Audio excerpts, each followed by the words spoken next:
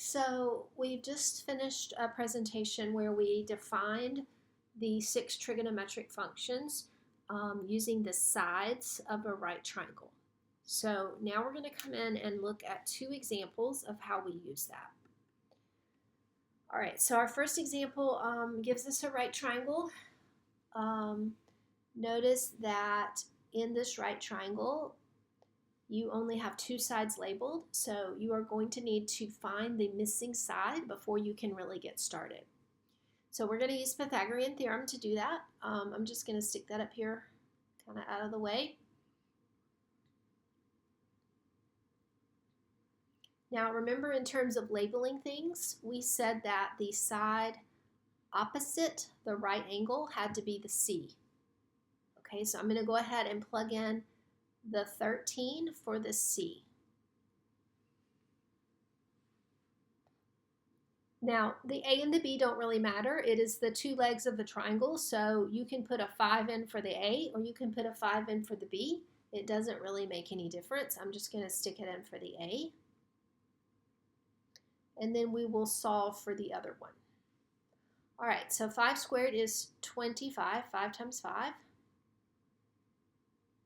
13 squared, 13 times 13 is 169. All right, and I'm going to solve for B. So I'm going to subtract off 25 from both sides of the equation. So now I have B squared is equal to 144. And then in order to get just a B instead of a B squared, we're going to take the square root of both sides.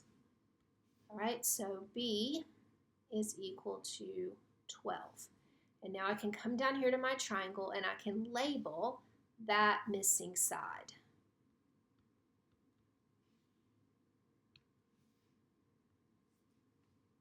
All right, so once we do that, then we are ready to come in and use our definitions for the trig functions. All right, so remember in the last example, we talked about this device, the SOHCAHTOA. So this is what we want to remember to help us set this problem up. Okay. So remember that the side opposite the right angle, the one that we just used for C, the 13, that this is our hypotenuse. If our angle is down in the bottom right of the triangle, then across from that, that is our opposite side. And next to it is our adjacent side.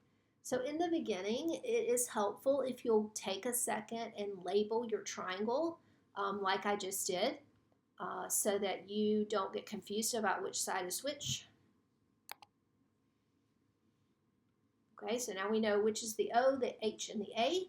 So now we're just going to use our definitions. All right, so we're going to say the sine of this angle. All right, remember sine is opposite over hypotenuse. So we're going to do the opposite, which is the O, which is 5. And the hypotenuse, which is 13, the H. For the cosine, remember cosine is A over H. So A is 12, H is 13. Just pulling those numbers right off of my triangle. For tangent, tangent is O over A. So the O is 5, the A is 12. So now we have the first 3 done. And remember, the other 3 are just reciprocals. So if I want to do cosecant, that is the reciprocal of sine. So sine is 5 over 13. Flip that fraction over, 13 over 5.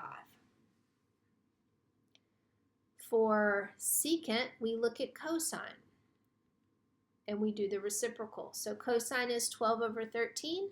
Secant will be 13 over 12. And finally, cotangent.